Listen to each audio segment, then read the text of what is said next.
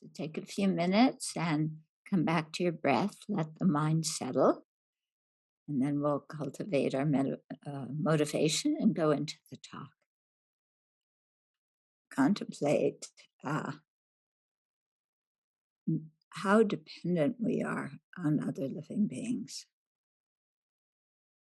The food we eat came from them, the clothes we wear,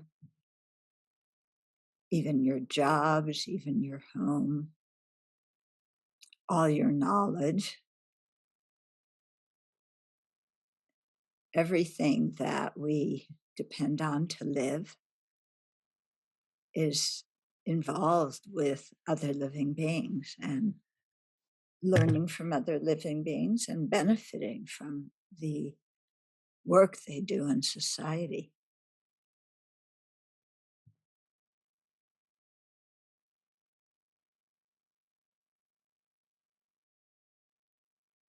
And so many of these sentient beings we don't know,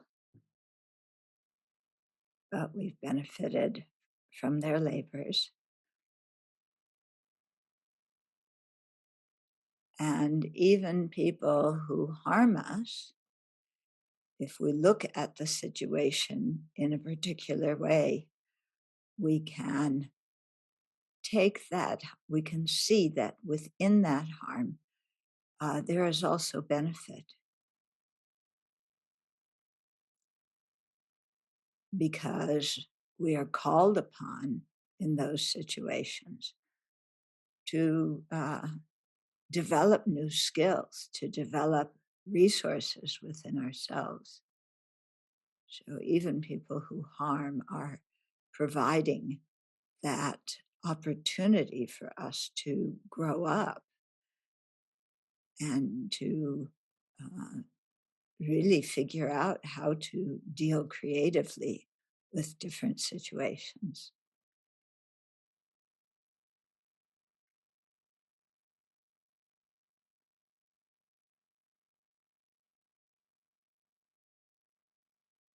And then seeing this dependence with all living beings and knowing that they all want happiness, but their minds are all overcome by ignorance, anger, and clinging attachment.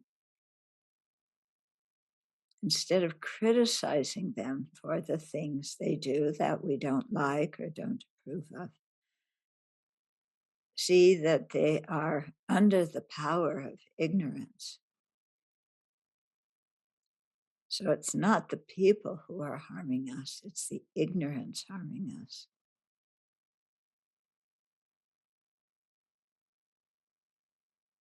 And then that gives us the mental space to develop compassion for everyone. Because we know that nobody really in their heart wants to harm others. It's under the influence of the afflictions that harm occurs. Okay. And so that lets us open our mind towards others, to cultivate compassion for them, to generate bodhicitta as the motivation for sharing the Dharma together today.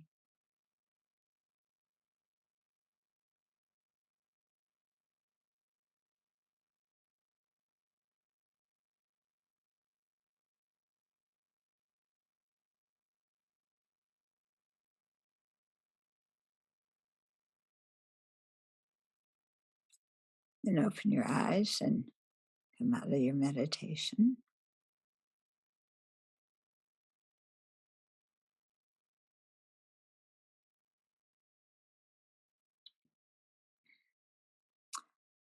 Okay, so Dharma is really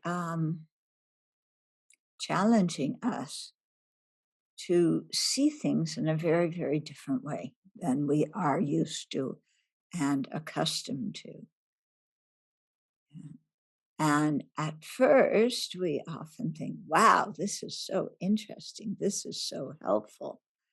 And because it gives us another way to see things. But then sometimes when we take situations in our lives, our own lives that have been delicate, and we try and think of them in the teachings, part of our mind throws a little temper tantrum and says, no way. Huh? You say that somebody harmed me can be an opportunity for me to grow? No, that is wrong. Yeah. Somebody inflicts suffering on me. Where is the growth? I just hate that person. Don't tell me to have compassion for them. They knew they were harming me, and they did it deliberately. That's what we think, So we hear the Buddha's teachings, and it challenges how we look at situations. Because when we say, oh, somebody harmed me, it's always their fault. And what if somebody does something we don't like, we mind read, supposedly, and think that they did it deliberately. Yeah, they deliberately want to harm me. They deliberately ignore me. And we can get really stuck in these ideas and trap our mind. Because then, if we think like that, then even people who are trying to help us cannot get through to us because we interpret their help as interfering in our life, as not understanding us, as having a bad attitude towards us. And all of that is coming from our own ignorance, how we're seeing this situation. Yeah, we think we're seeing things accurately, but we're seeing them through this little periscope, of me, I, my, and mine. So this is something we really need to look at because it causes a lot of problems in our life. So today our topic is anger, and this self-centered mind very much is involved with anger. This wrong conception mind, because so many of the things we get angry at are things that we have misunderstood and misinterpreted.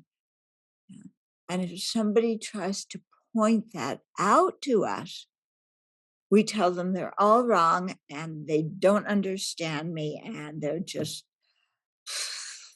they don't care about me. So we can't even take in the help that people are giving us. Yeah. So this is something, look in your own life and see if you can think of situations like this. I don't know about you, but when I was a kid, lots of times I felt like I wasn't being understood. I was being blamed for things that my brother did, or the expectations on me were too high, or whatever it is. And I always thought it was coming from outside. Yeah. Were my parents trying to harm me? No, they were trying to teach me to be a polite person who could function in society. Okay, sometimes they got mad and they screamed. Yeah. So their method of communicating could use some work. But basically, their motivation was so that I didn't grow up to be a demanding brat. Yeah. Did I understand that? No. Yeah. I thought they just were not letting me, have the happiness that I wanted. But that wasn't the situation. Okay. So in talking about anger, there's a few different important points. One is to ask ourselves, well, first, before I do that, let me tell you what I mean by anger. I'm using the word anger as a big general category of emotions that all depend on exaggerating the bad qualities of someone or something, and then wanting to either destroy it or get away from it.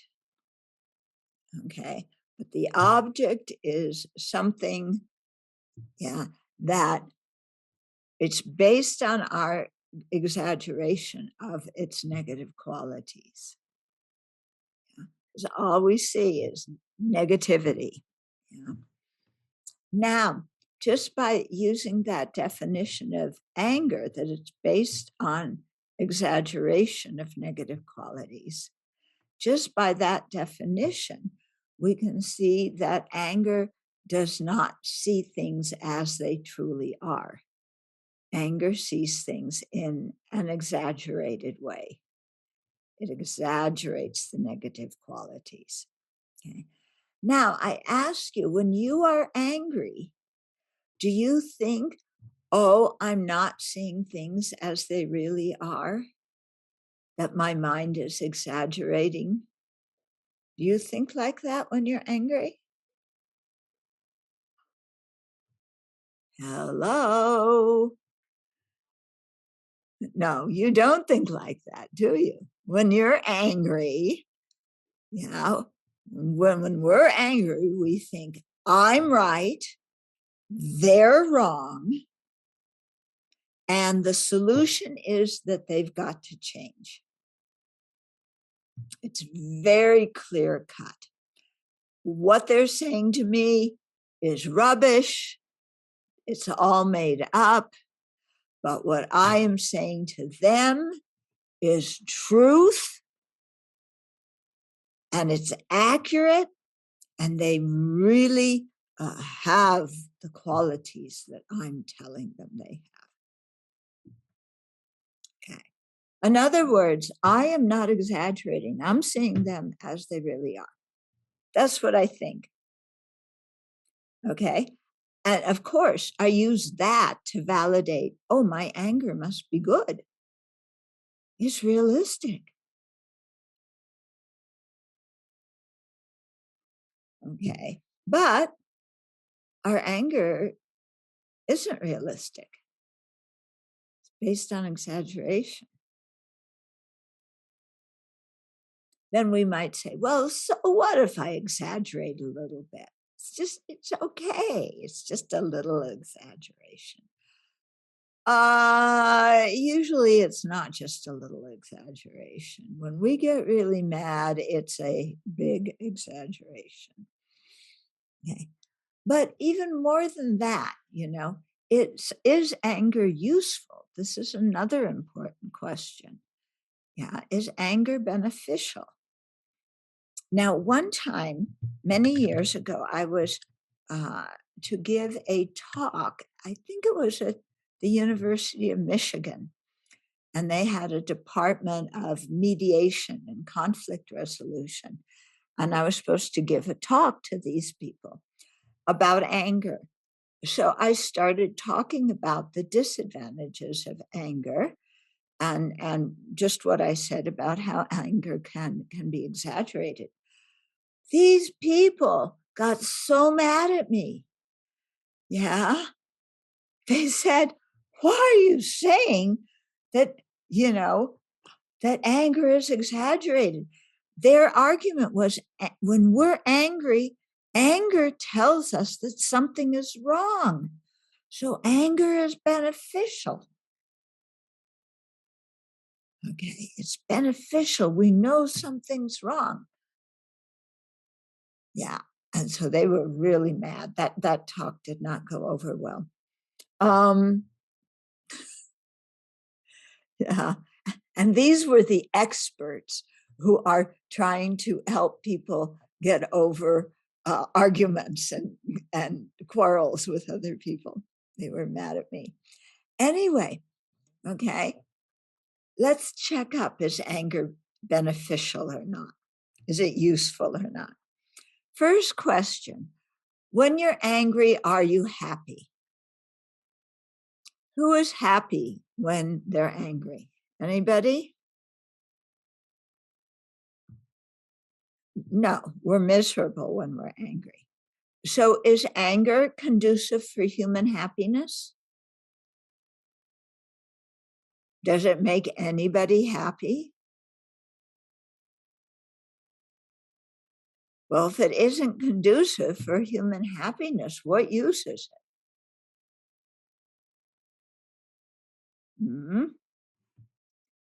Okay, here's another question for you. When you're angry, do you communicate in a good way with other people? In other words, when you're angry, do you speak in a pleasant tone of voice, at a pleasant volume? Do you have good manners and good etiquette when you speak? Yeah. Are you focused really on telling the truth?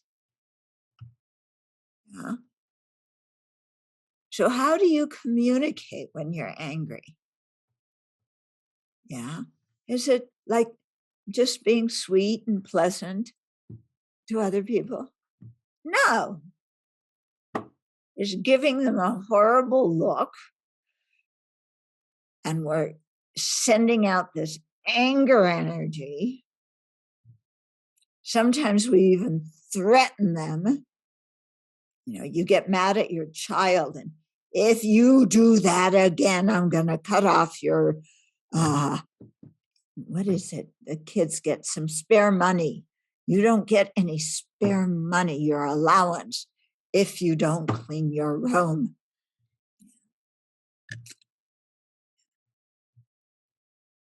I bet it's a very similar thing in Spanish, what you say is in English. Yeah. Parents all seem to kind of have the same vocabulary when they get mad at their kids. Or you get mad at your spouse. Yeah. Oh, when we got married, you were so wonderful. You were so kind to me. And now you ignore me. You criticize me. You always put me down. And there's what I call the peanut butter story. Yeah, you have peanut butter, right? Yeah. So you've been married for a while and you're having breakfast with your husband, for example. And you have some bread and you want to put peanut butter on it. And you say to your husband, dear, where is the peanut butter? And he says, oh, I forgot to buy it. And you say, you forgot to buy it, but I wrote it on the list. And he says, well, I was in a hurry and I just overlooked it. And you say, well, you know that every morning I have peanut butter with my bread. You know that. And your husband says, yeah, I know that, but why are you making such a big deal about it? I forgot the peanut butter. I'll go out and buy it tonight for you. And you say, you are always making excuses for your behavior. You never own anything. You always have an excuse. You forgot, blah, blah, blah. And he says, I'm not making up excuses. It's you who make up excuses. And it's you who accuse me of doing all these things. And then you're getting madder and madder and madder. And you're saying, you know what? You are, what's the word? You are passive aggressive. You are doing this deliberately because you want to annoy me. And this has been going on in our marriage for a long time. And I'm fed up with your being passive aggressive. And he looks and he says, you're psychoanalyzing me. You aren't a therapist. It's you who needs to go to the psychiatrist and get some help because you're a little bit cuckoo. And you say, oh, our whole marriage has been like this, and I just can't stand it anymore. I want a divorce. Okay. Yeah. And what did it start over? Peanut butter. There was no peanut butter for breakfast. That's how it started. No peanut butter. And the fact of no peanut butter, when you have two minds that keep exaggerating things, winds up with a divorce. Because both people are projecting stuff on the other one. Neither of them are listening. And so what started small, poof, becomes enormous. Okay. But if you look back at how you communicate when you're angry, do you communicate well so that the other person can understand your feelings and needs? Or do you yell and scream and blame them? Or do you withdraw? You're so angry. I am not going to talk to you. And you go in another room and you slam the door. And you don't say one word to them. And you stay in your room, angry, sulking, thinking of all the ways you can retaliate. But you don't say one word. Okay. And then the other people, everybody in the neighborhood hears. Okay. How many of you are exploders? Your anger goes all over the place. How many of you are exploders? How many of you are telling the truth? Let's try this again. Raise your hand. How many of you are exploders? Oh, I see. Okay. Then how many of you are imploders? You give the person the icy treatment and don't talk to them. Okay. And how many of you haven't said that you're either? Oh, you don't even answer this question, huh?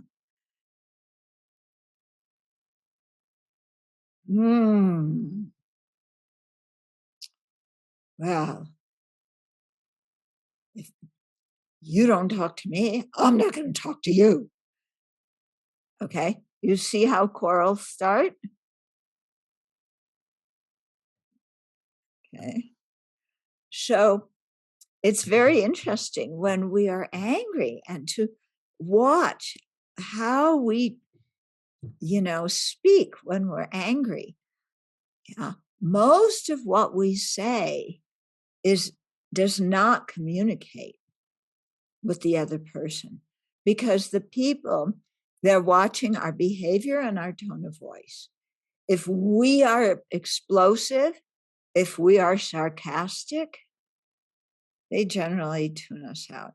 And if we walk in another room and we're so mad we won't talk to them, then they just throw up their hands and say, what's the use? So are we communicating well? No. Okay. When you are really angry, okay, let me ask you this. Who do you get the most angry at? Strangers or the people you love? How many people get angrier at strangers than they do the people they love? How many of you get angrier at the people you love more than strangers? And some of you are just sitting there like bumps on a log again. Okay. So it's very interesting, isn't it? That the people we say the most horrible things to are the people that we care about the most. Isn't that peculiar? Isn't that strange? When we're really mad at somebody that we usually care about, deep in our heart, what is it that we really want? Yeah, we want love. Yeah, we want to be close to them. You might be angry at that moment, but in your heart, yeah, we are really, we want to be close. And yet, the way anger deceives us is we speak and act in ways that create more of a distance between us and the people we care about. Isn't that peculiar? We want to be close to somebody, but then the way we behave and act brings about the opposite result.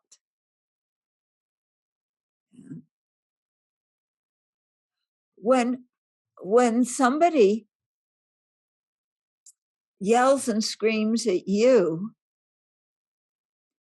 yeah, in general, do you listen and you say, oh, yes, you're right, I'm very sorry, please forgive me, and then do what they want?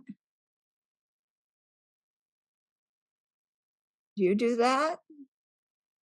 Uh-uh. Uh-uh.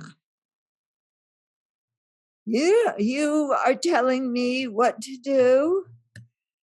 When I'm angry, I'm not going to roll over and be your pet dog. And yet, when we are angry with other people, that's the way we want them to respond, because we're pointing the finger at them. You're wrong, you're this, you're that. And we want them to say, you know, you're absolutely right. It's all my fault. And they don't say that. But when we flip the situation and it's them talking to us and telling us it's all our fault, do we act that way and just say, oh, yes, you're completely right, I'm very sorry? No. So what we expect from others is the opposite of what we will give them in that situation. Okay. So what I'm trying to do here is point out how anger distorts our mind and how anger interferes with our happiness. And even if we talk from the viewpoint of Buddhism, karmically, how anger affects us karmically, yeah. As we know, actions done with a non-virtuous motivation become non-virtuous actions. When we're angry, is our mind virtuous or non-virtuous? Yeah. First of all, it's exaggerating the faults of somebody else, so it's not realistic. And even though superficially even though deep down we really want to connect with that person we're angry at, how do we treat them at that moment when we're angry? Not very well. Okay.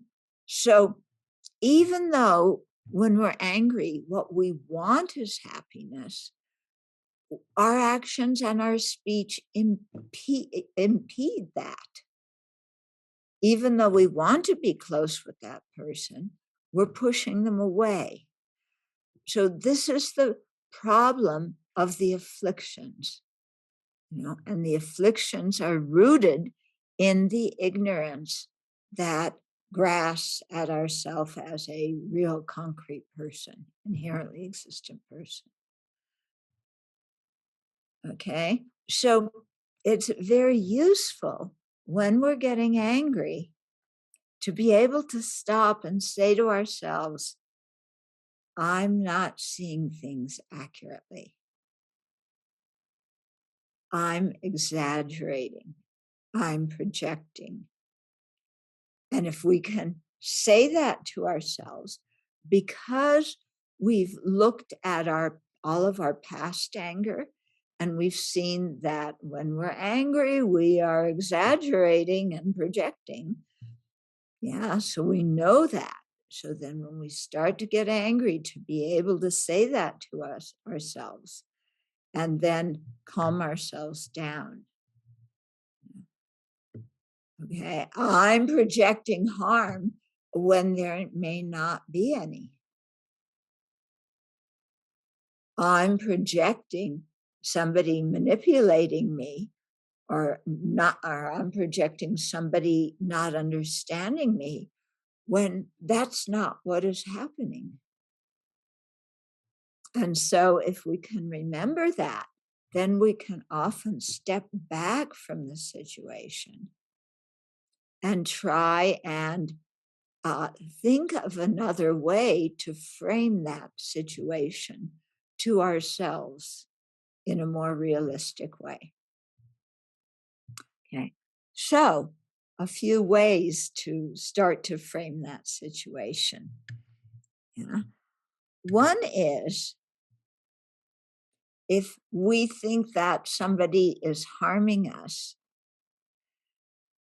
instead of saying, oh, my suffering is your fault, you're so bad, you're evil, blah, blah, blah.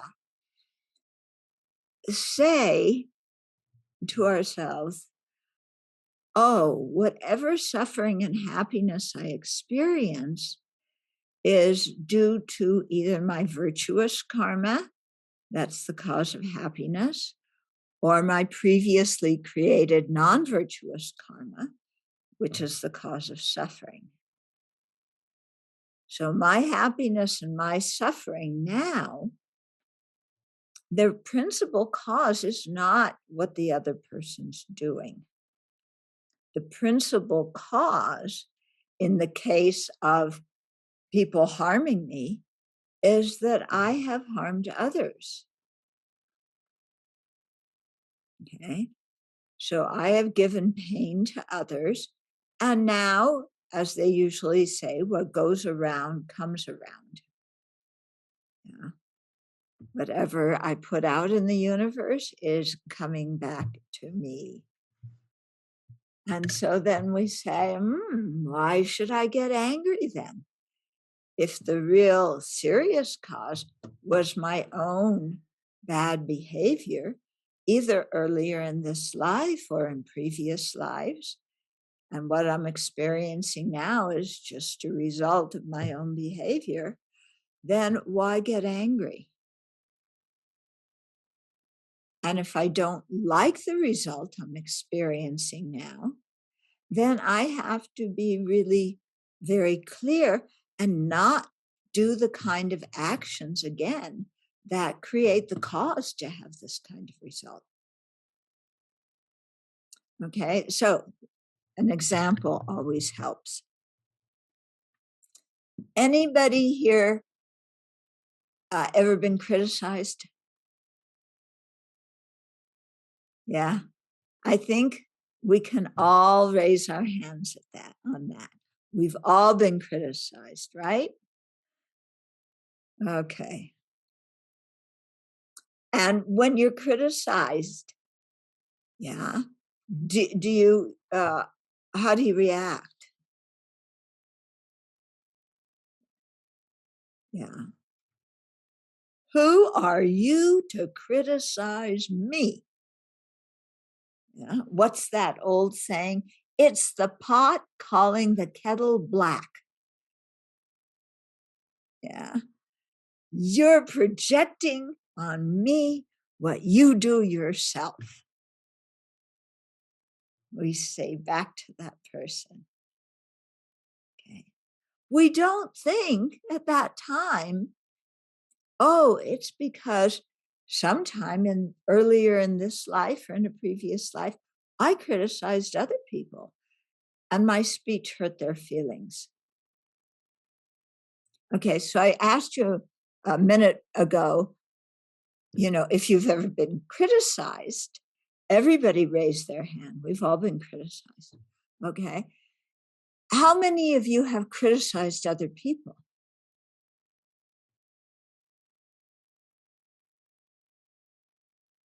Oh, okay. So if you're putting critical energy out there on other people, why are you so surprised when people criticize you? Yeah. When we put a certain energy out, why are we surprised when that same thing gets put back on us? Okay. So why do we keep blaming the other person when actually the initial cause was our own behavior? So I have a, a story to tell you. This is from primary 6. Okay, so I was a little girl at the time when this happened. But things that happen when we're little often resemble, we adults, put it this way, we adults often act like the children we once were. Okay. But anyway, to get across this thing of what we give out comes back to us. So in 6th grade, so I was in 6th grade, 10, 11 years old. Okay. So there were a little clique of girls. Some of you may have remembered when you were in primary school, you had a little clique of friends. Yeah. So we were 6 girls who were friends. And for one reason, I have no idea what the reason was. I don't think she even did anything wrong, but I decided that Rosie should be kicked out of our group. Okay. I didn't like her anymore. I wanted her to get kicked out of the group. This is what teenagers, not teenagers, but what children do. Adults kick people out of their group, but they just do it differently. Okay. But anyway, so I gathered our little group together and I told them everything that Rosie's so bad, this. We should kick her out. So we agreed and we kicked her out of the group. Okay. Then a week goes by. So I'm happy. Okay, we got rid of Rosie. I'm happy. I got my way, whatever it was.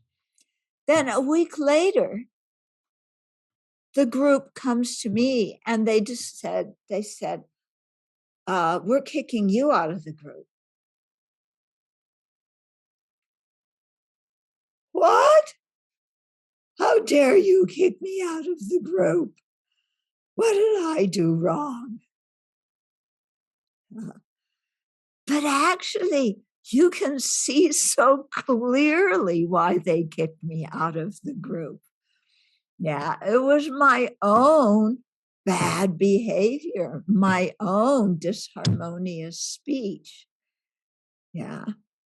And yet I was so surprised. And I was still sure I didn't do anything wrong. It was them. They misperceived the situation. Okay.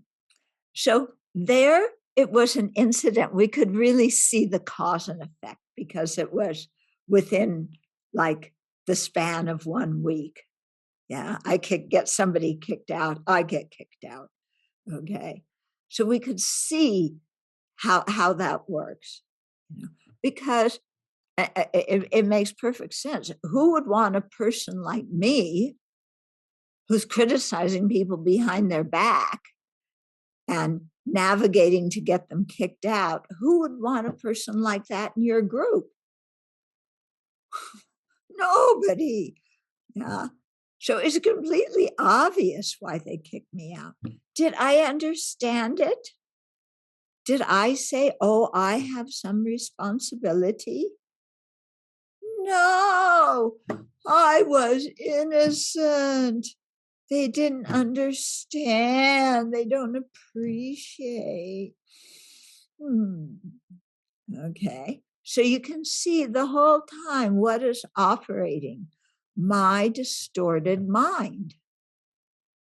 My mind that is writing drama stories starring me. Okay. Now, if we just stretch this so that both what I do and how other people respond happens from one life to the next. Okay. So in this life, I am nasty to somebody. I am uncooperative. I'm just difficult to work with. Okay. Then in the next life, or some lifetime after that, doesn't have to be the exact next life, then I get criticized by somebody else and my feelings are hurt. Okay. So the action I did put the causal energy, the karmic seed on my mind stream, so that in a future life, the resultant, the pain that I caused others is now going to come back to me. Okay. Because not only did I do that action, but I never bothered to purify my own negative actions. When I don't do purification practice, then, the seed of the negative karma remains in my mind. Okay. So another way, this is an antidote to deal with our anger, is when we experience unpleasant situations to say that was a result of my own bad actions, either in this life or a previous life. And there's books that will help us understand what kind of actions that we created that would bring about certain results. And then we can check up, I just experienced this result. What kind of action did I do before that caused me to have this result now? And then we can see what that action was and then say to ourselves, if I don't like the result of acting that way to other people, I don't like the result of it, then I need to stop creating the cause for people to treat me like that. In other words, if I don't like people criticizing me, then I need to stop criticizing them.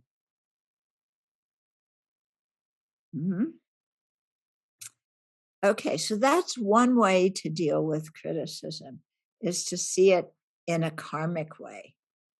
Okay? There's some other ways to deal with criticism. Okay, when we're criticized,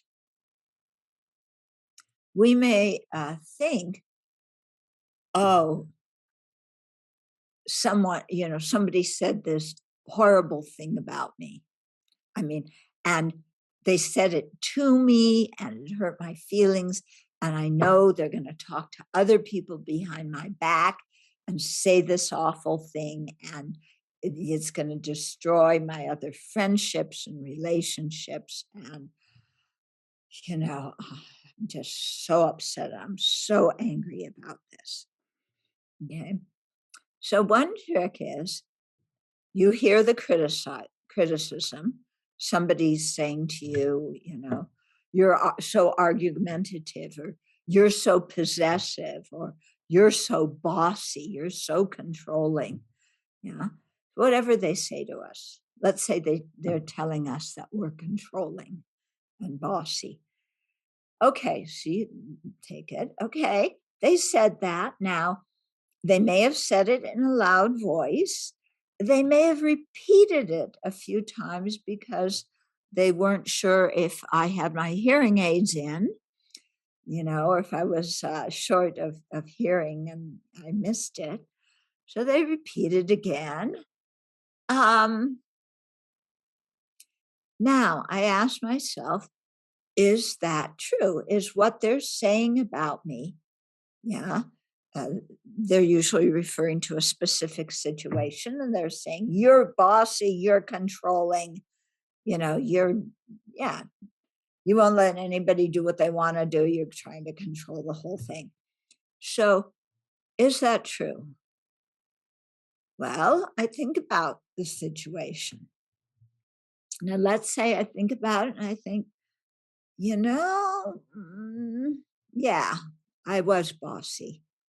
And in general, I am kind of argumentative and uncooperative. In other words, what they said about me, despite the loud voice and the sarcasm and the repetition, just the content of what they said about me is true.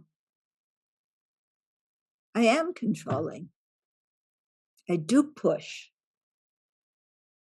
Well, if what they said about me is true, why should I get angry at them? It's like somebody saying, you have a nose. Yep, I got one. Why do I get mad at somebody who says that I have one? When I know I have a nose, and I know the whole world knows I have a nose.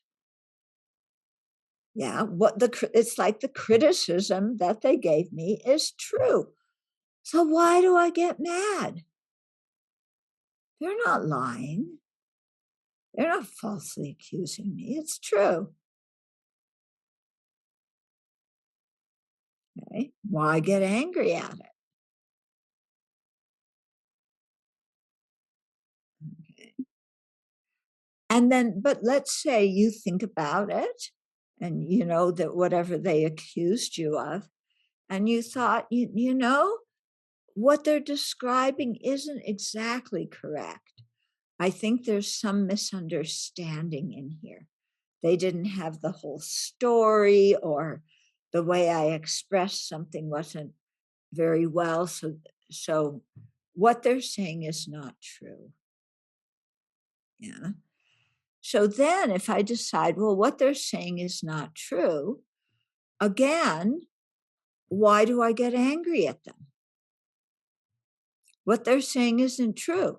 So why should I spend my energy getting angry if somebody is saying something that isn't true? Yeah. I just need to wait until the right time, and then I can tell them,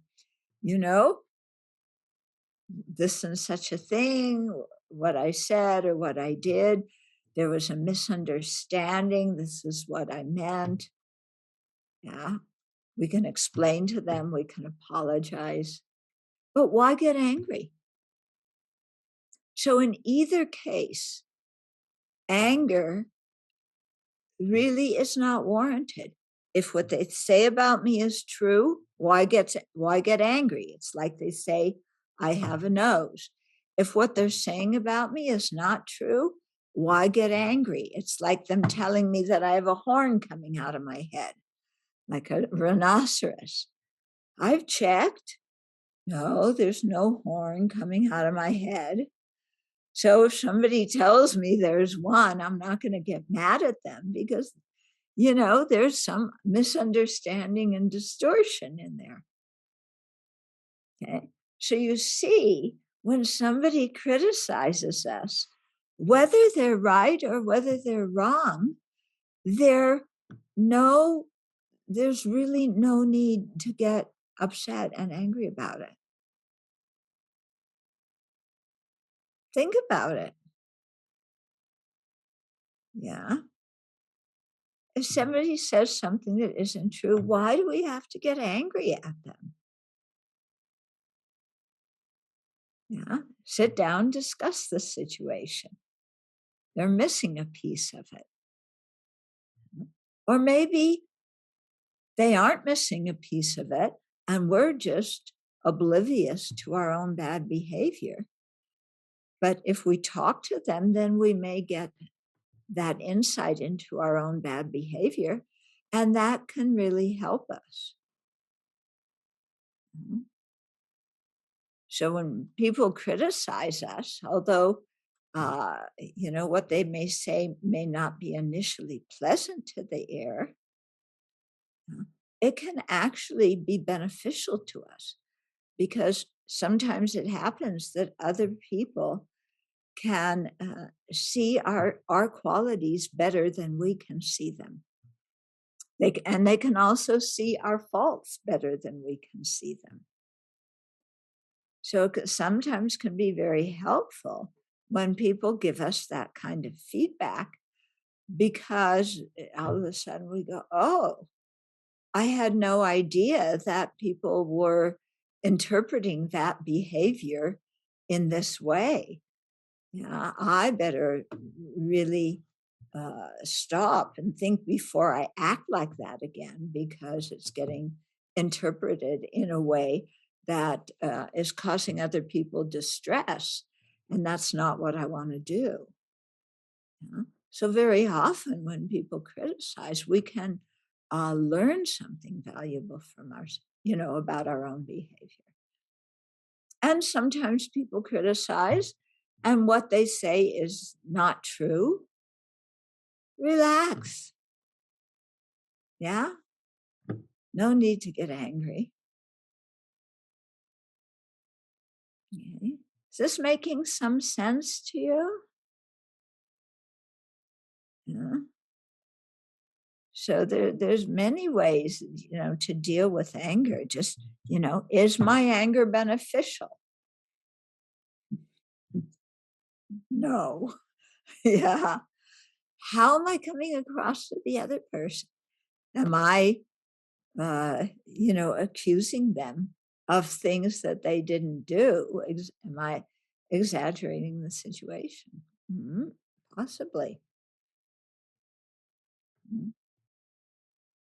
Have I ever done this behavior towards other people?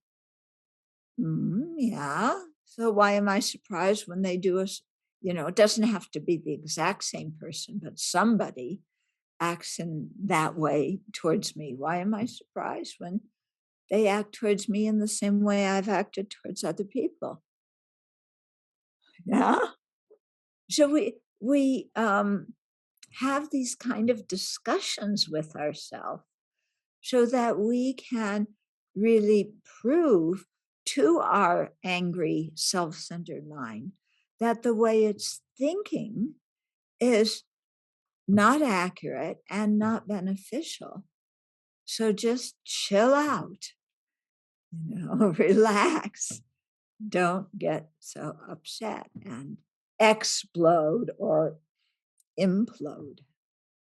So there's so many situations where we get upset at, because we're just very ego sensitive about something. Okay. So just to give you some examples, what happens to me as a nun, when I travel, I don't look like the rest of you going to the airport. Okay. So very often the flight attendants would say, oh, because my head is shaved, they will say, what would you like to drink, sir? Yeah, I'm a woman. You don't call me sir. Now, I could either get very angry. I have a choice of them. You called me sir. You aren't recognizing who I am. You aren't respecting me. You're discriminating. You just need to, you're a bigot. I could either act like that, or I could realize there's nothing to realize. I could laugh. Yeah, I could laugh. Why not laugh? Yeah, somebody thought I was a man. That's funny.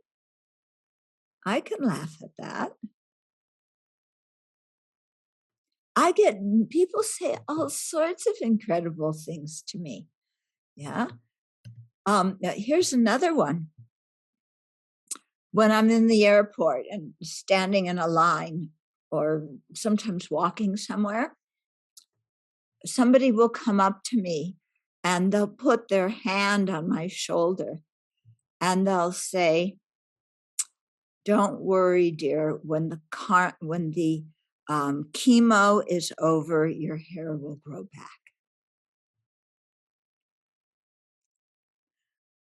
Okay. It's funny, isn't it? So, and this has happened more than once. So but I have a choice. Some people, when somebody would say something like that to them, would be furious. What? You think I look like a cancer patient? I'm shaving my head because I'm a Buddhist nun. Don't you respect Buddhist nuns? Blah, blah, blah, blah. I could get really angry. But instead, I laugh. And I also see that they're actually trying to be kind and encouraging. Yeah, they aren't trying to harm me when they say that. They're trying to lift my spirits and make me feel better. Yeah. So why should I get mad at them? Mm-hmm. Okay. So I'm saying this because a lot of times we get angry because we're just very ego sensitive. Yeah. About there may be different things in our life that we're very sensitive about. And somebody even very generally, comes close to talking about that. And we like get really angry. Okay. So much of that anger is just, we have an identity and we're clinging to our identity. This is who I am, and this is how you should talk to me. And if you don't talk to me the way I think you should talk to me, you're bad. And I am angry and I have full right to be angry. Yeah. We're just so sensitive to what other people say and just create problems. Mm-hmm. Okay. So to really stop, and look at our own behavior and see if we have a role in the conflict situation. If we do, to admit it. Yeah. And if we don't understand what somebody said, and we think, why are they saying that about me? Instead of, getting mad at them, say, I don't understand that. Could you please explain it to me? Or could you please give me an example? Okay. There's so many ways that we can protect our mind from anger. So I wanted to, there's a book that I did called Working with Anger in English, but it was translated in Mexico City. So I think Dharmadatta community, you may know some of the people who translated it, but it does exist in Spanish, or it might have been published. I don't know. The copy some people in Mexico City private published it. Anyway, it does exist in Spanish, but it exists in English too, if you speak English. Okay, so we have time for some questions, comments. Yeah, so there's a comment. The person says, motivation does not necessarily equal skill. Best intentions can blow up. Compassion required. Okay, what was the first part of that? But motivation does not necessarily equal skill. Yeah, that's very true. Yeah, we may have a very good motivation and it gets all twisted up the way it comes out. All right. There's a question. How about when I get angry with myself? Again, when we get angry at ourselves, we are exaggerating whatever negative quality we see in ourselves. Yeah. And it's very important to be aware of our self-talk, because within that self-talk, we often put a lot of self-criticism. Okay. And that self-criticism is kind of like being angry at ourselves. And, we say, oh, I had such a good opportunity at that job interview, but I totally blew it. I said the wrong thing. Why am I so stupid? I'm so mad at myself. Okay, you have that example. Are you really stupid?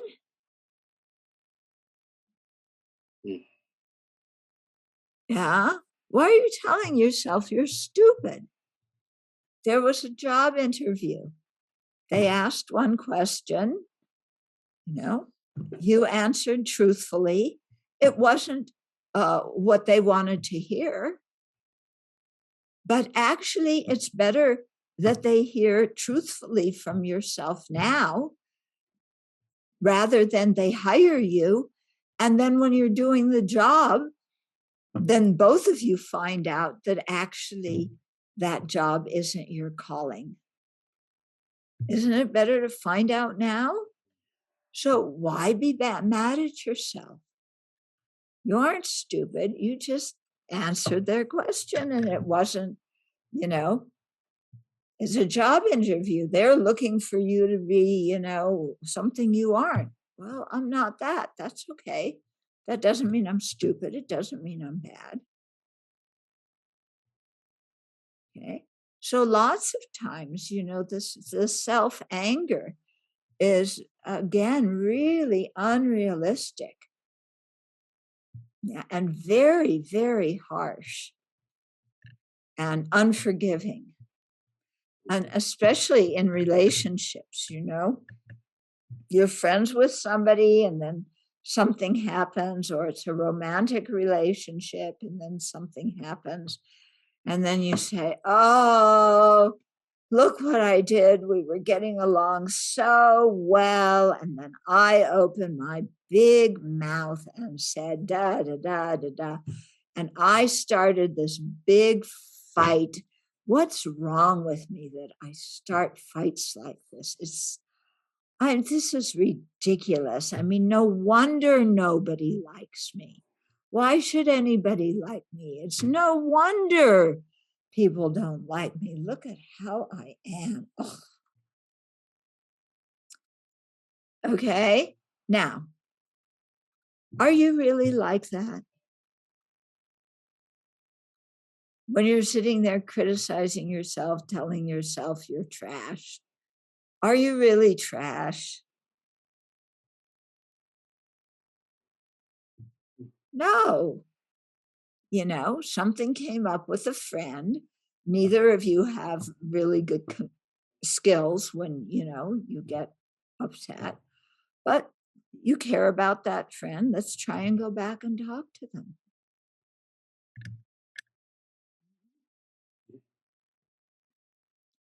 So all this self-criticism, most of it is lies. Yeah. Now, many of you are Buddhists. You have the 5 precepts.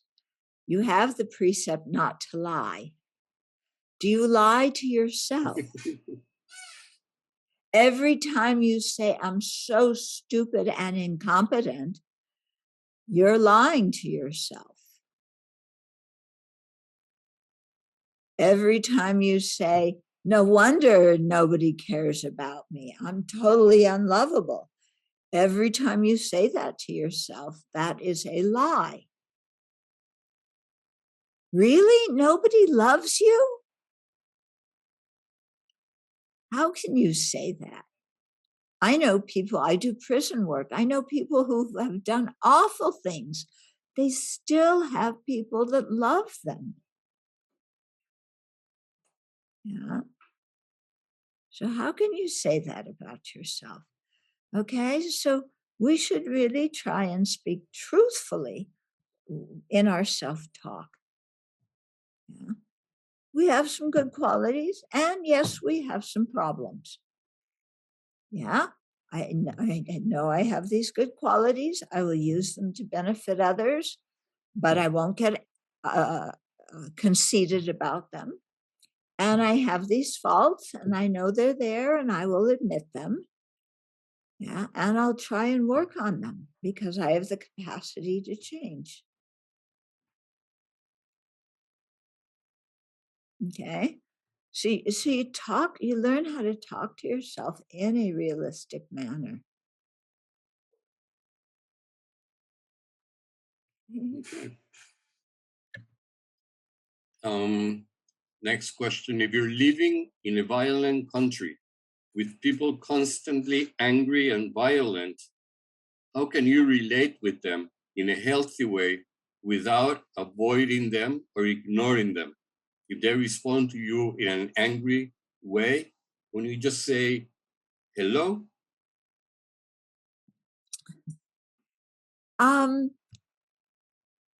First of all, you may live in a country where a lot of people are angry. That doesn't mean every contact you have with someone they're going to be angry. Yeah. The people who are angry, I'm sure they're also loving to their family. Yeah. They're not always angry. We can't say somebody's an angry person, and sign them off and just say, ugh. But that doesn't mean we necessarily need to be afraid of them either. Sometimes just, saying hello to them. Yeah. Especially with some of these people who are, I'm going to walk around and try and make people afraid of me. And they're walking around and you say, hi. It's like, oh, yeah. You shock them. And sometimes, that can be good for people. Mm. And then, what His Holiness Dalai Lama always recommends is compassion.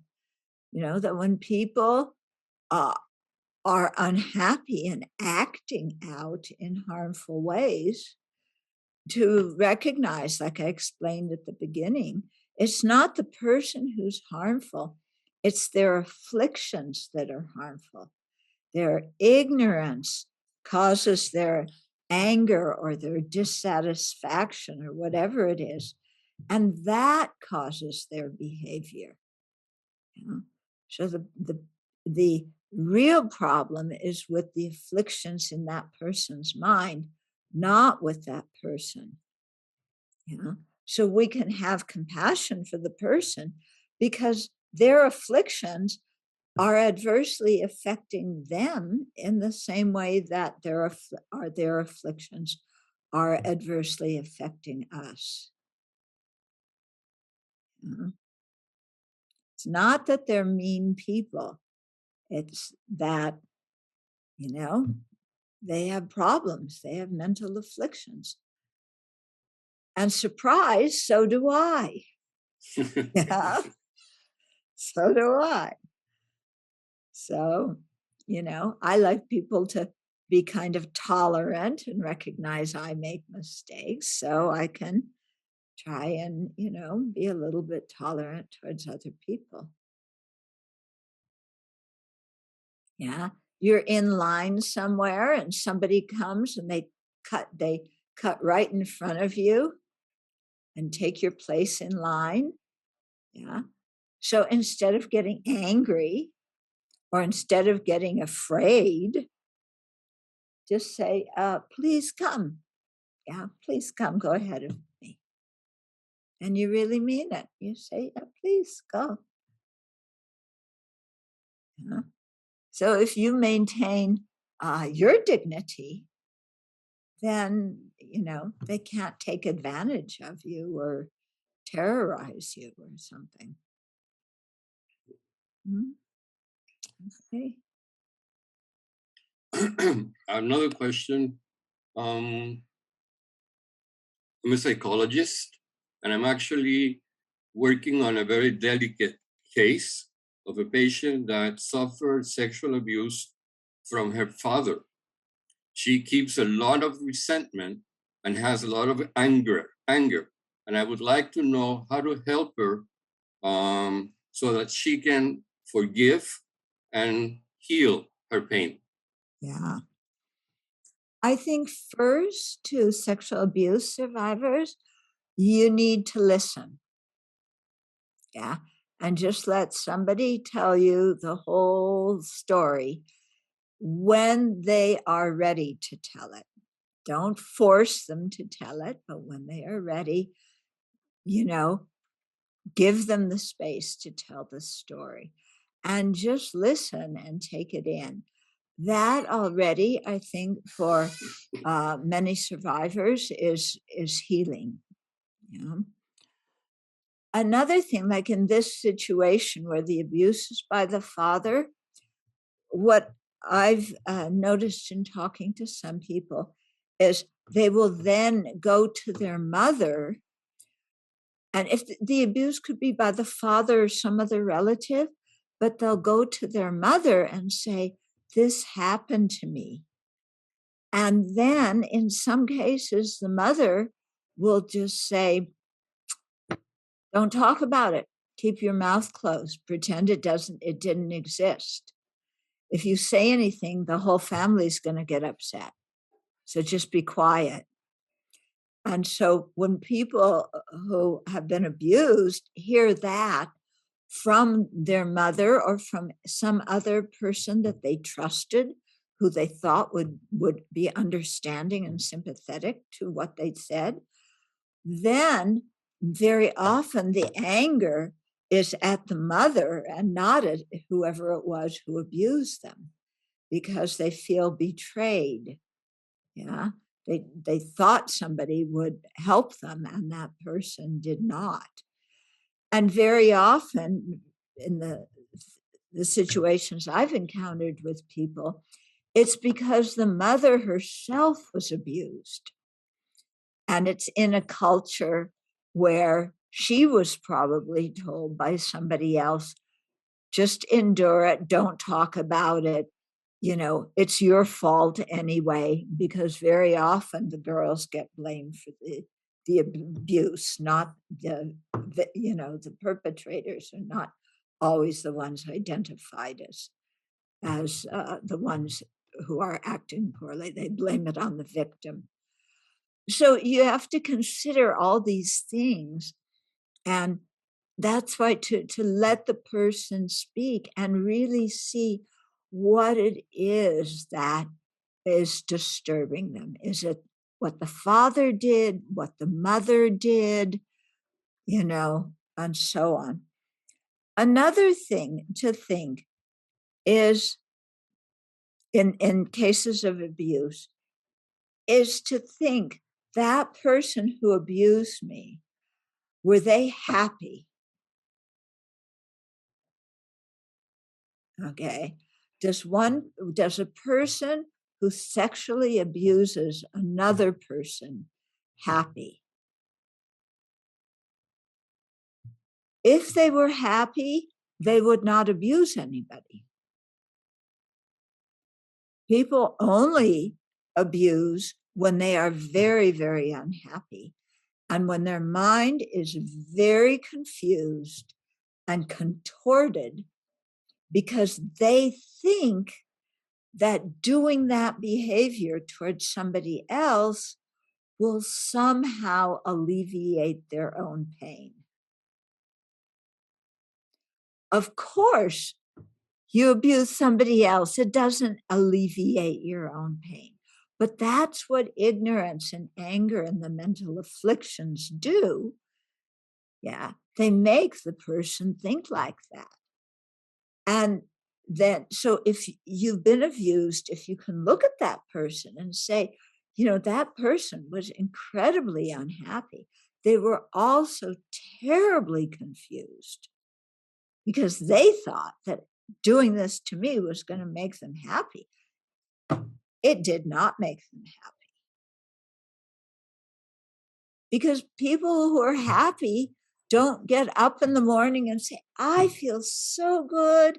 It's a good day. The sun is shining. I feel happy. I think I'm going to go abuse somebody today.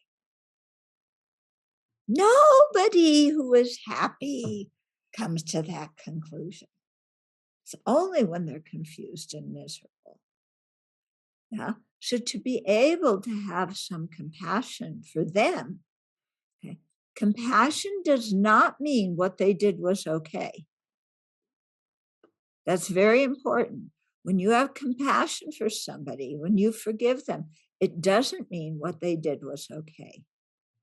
So this woman that you're speaking about, she may think, if I forgive, then, it is because it's my fault.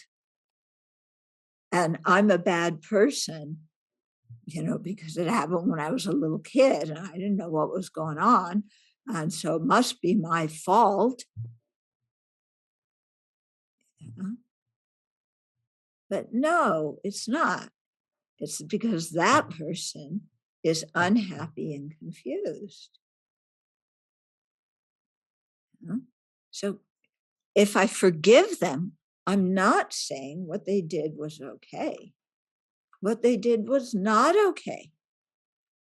But forgiving means that I'm tired of being tormented by my own anger. Yeah. Forgiving means I am tired of being tormented by my own anger. Because when we hold on to a grudge, when we have that anger, we're miserable. Okay? So I can forgive that person and at the same time say what they did was wrong. Yeah. But I don't need to be mad about this my whole life. It's something that happened in the past. It's over and done with. Yeah. Right now, I'm sitting in a safe place with people who are kind. So I don't need to let something that happened a long time ago control my whole life. Yeah. Because when somebody abuses us, they're the ones creating the negative karma. We're not creating negative karma. Okay. So try to release the anger.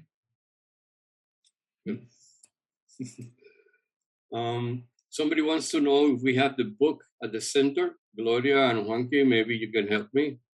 Mm-hmm. Yes, we have it in Spanish, but somebody said they want all the copies that we have. Sorry. Oh. What? Yes. Oh. It's okay, yeah. So that you have it, so then people can take turns reading it. Yeah. yeah. Or contact the publisher and ask for more copies. Yeah. So we do have it. And actually we may have it in we may have it in the library as well. Yeah. But we do have it. It's called Trabajando con la ira y el coraje. Yeah. Nice. Okay, very good. So it exists. Yeah. Yeah. And then one last comment from Argentina. It's Okay. from Kevin, and he says that he listens to your talks daily, and they help him a lot. So he just wanted to thank you so much for teaching the Dharma through the distance, at a distance. Yeah. My privilege. Thank you.